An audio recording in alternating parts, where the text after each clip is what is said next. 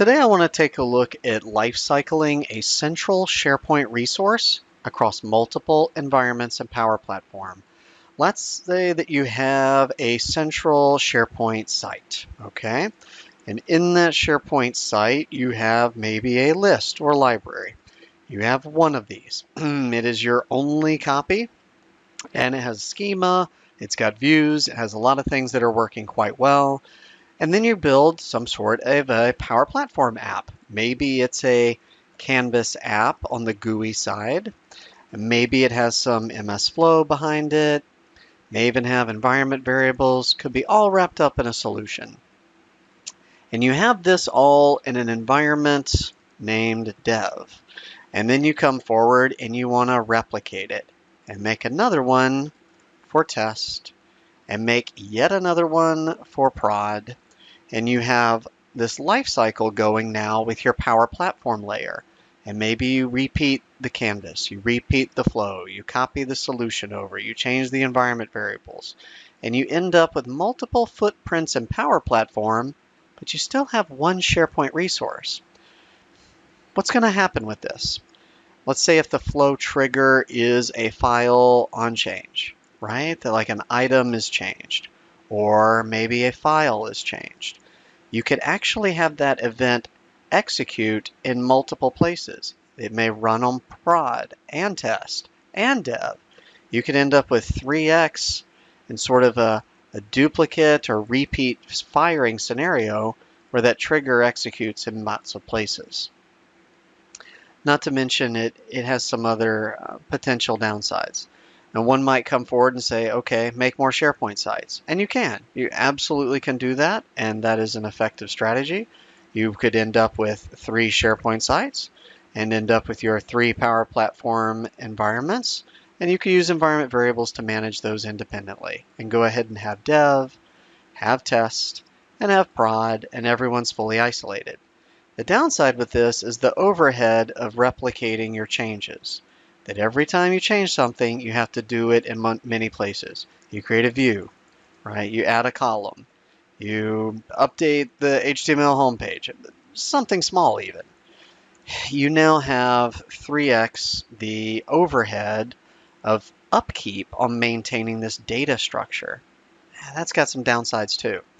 What if there's another option? What if we have our central SharePoint site and we have our 3 Power Platform environments, and we were to somehow label our item with which environment GUID it came from?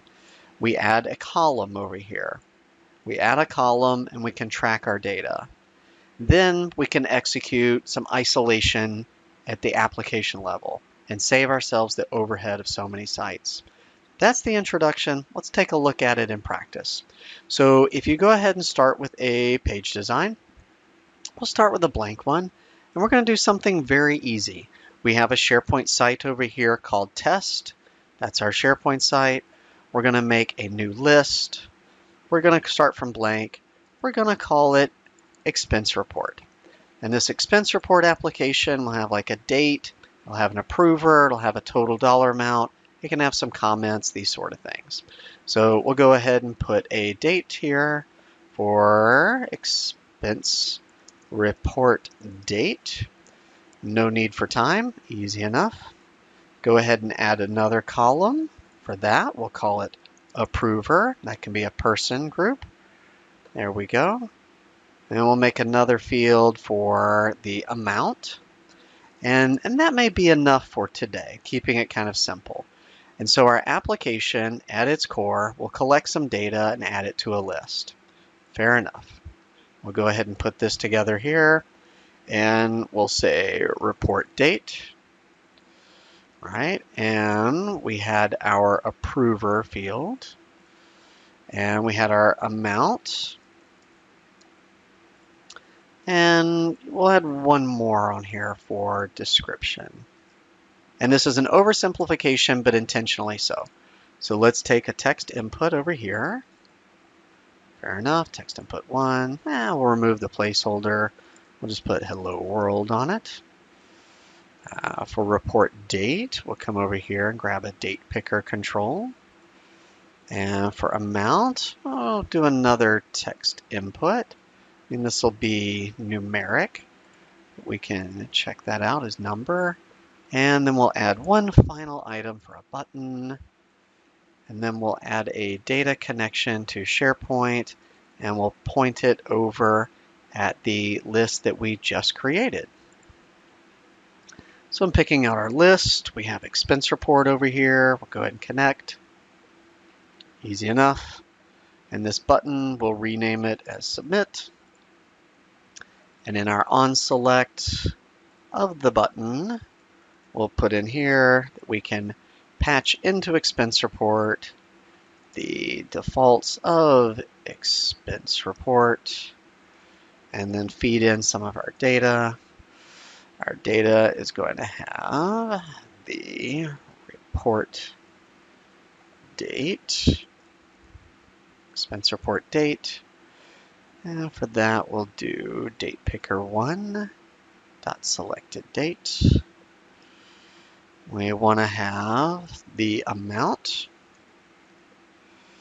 and for that one we'll go to text input 2 dot text, and we had a description field. Let me add that over here. Text field. Easy enough. Description, there we go. So now we have a lot of our basic items. We'll take remover.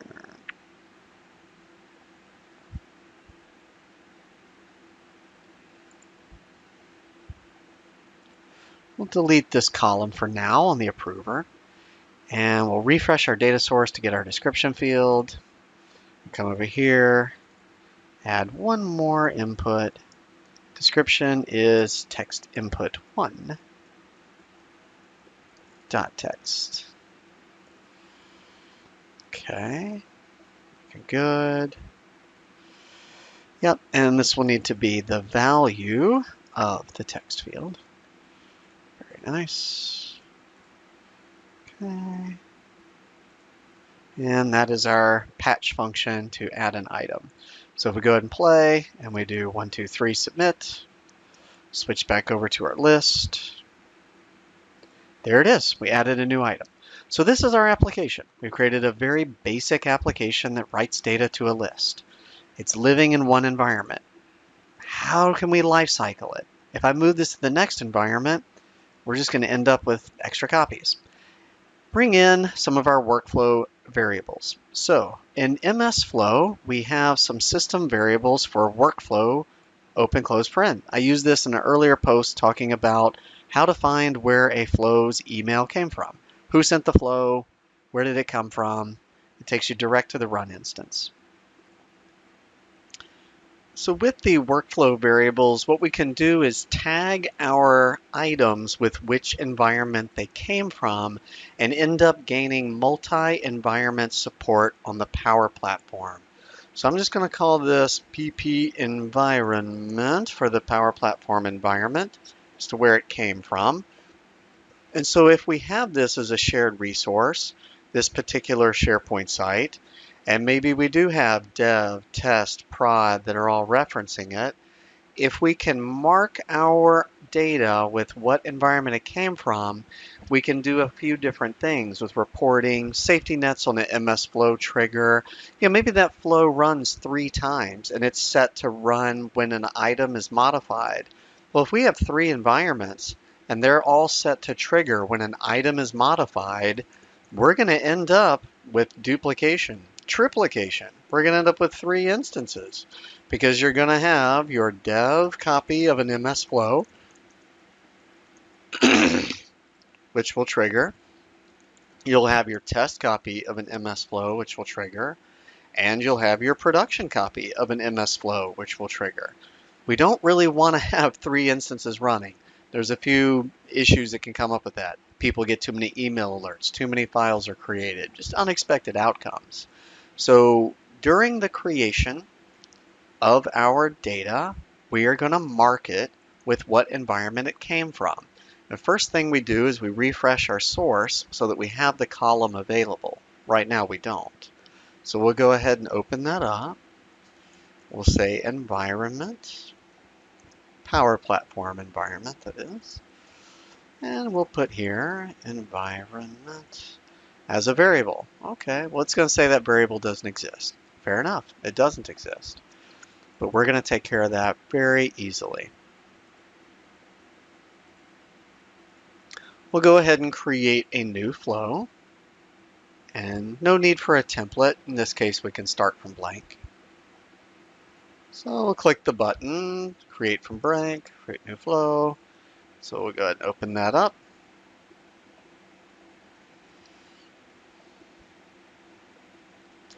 And we're going to add a new step.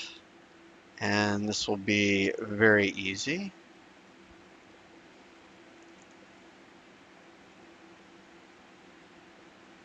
We're going to put down the action step respond to a Power App for an output.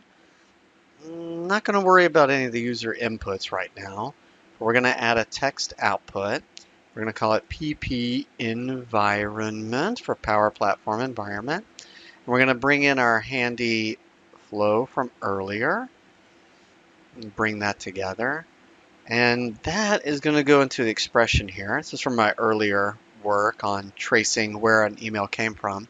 But by putting this into a flow, we now have a method to detect our environment, which is very easy, very portable, very simple. You don't have to query the canvas table.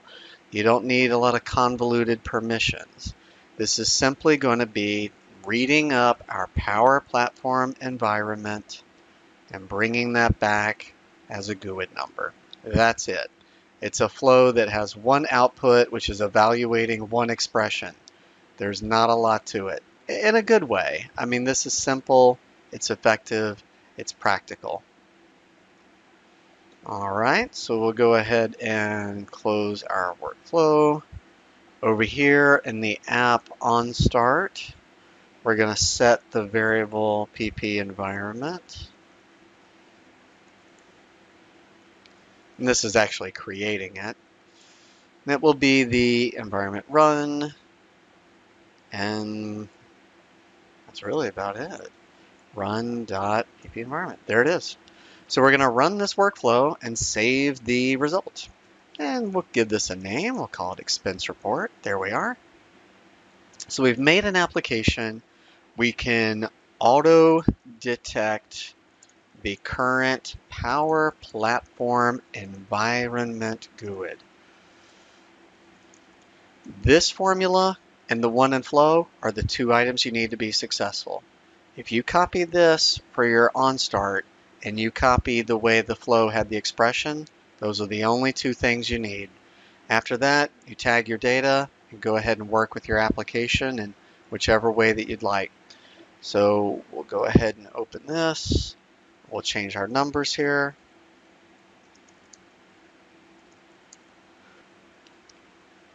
So here we'll go ahead and test 444.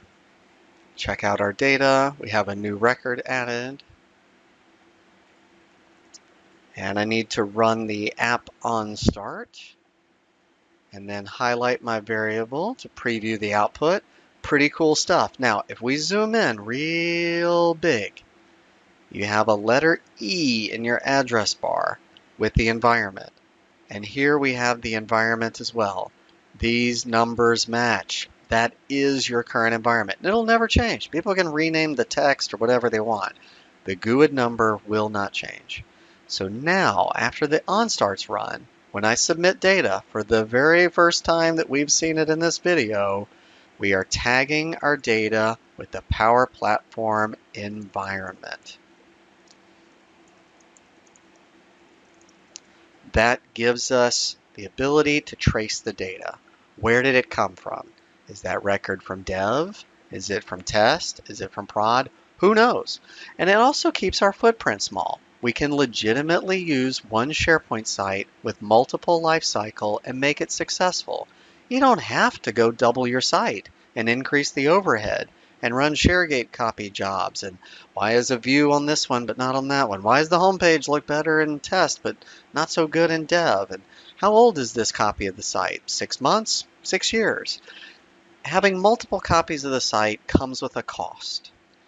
If it's feasible to add one simple text column and use that, you can actually share the site safely.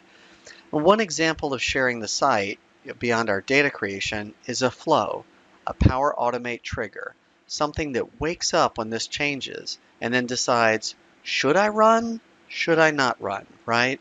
If you've got dev, test, and prod, and you have 3 different MS flow, and they're all having the same trigger, they're all watching for this change event, you can easily get 3 times the email, 3 times the files generated. A lot of unnecessary output because it did not apply to that specific instance.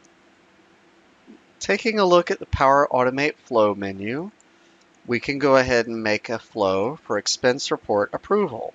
And our trigger event will be when an item is created or modified. That's an interesting one because that goes to our central shared resource. And if we have a trigger that's running when our central resource is modified, this record right here gets a change. How do we know which flow is going to run? How do we know if it's dev, test, or prod? How do we have any visibility to? So here we'll go ahead and pick out our site. Expense report is our list. And for something like this, maybe we'll have the send email step. Something that start and runs an approval, notification, something like that. So if we wanted to go ahead and send email v2,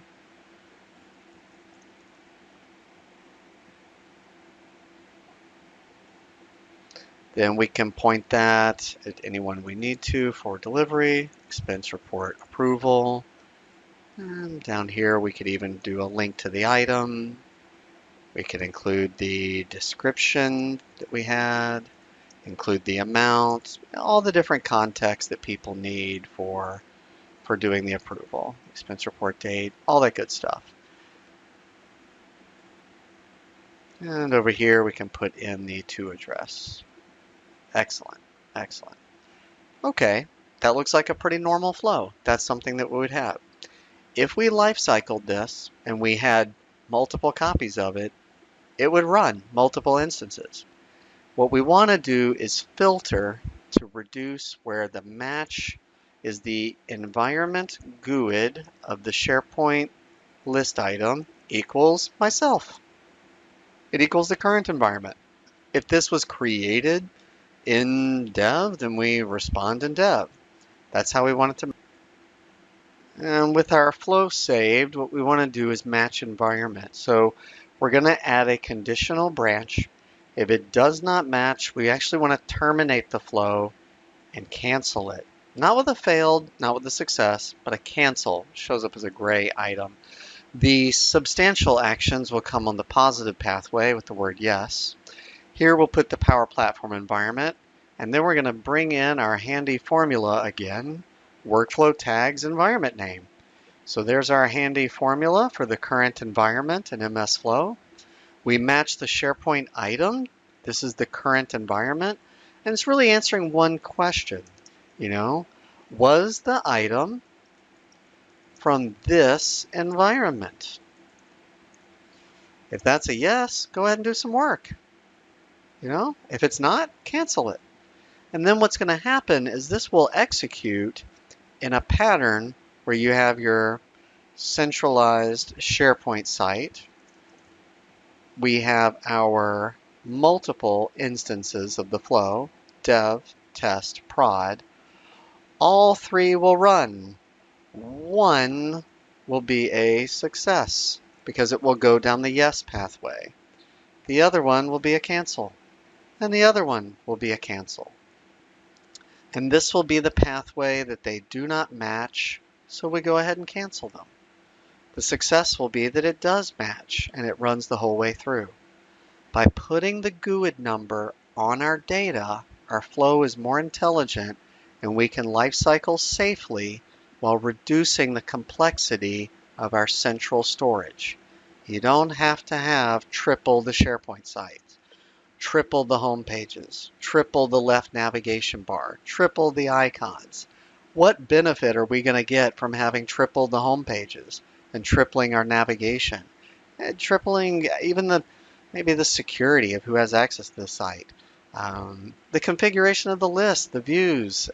You add a column, you have to go do it in 3 places.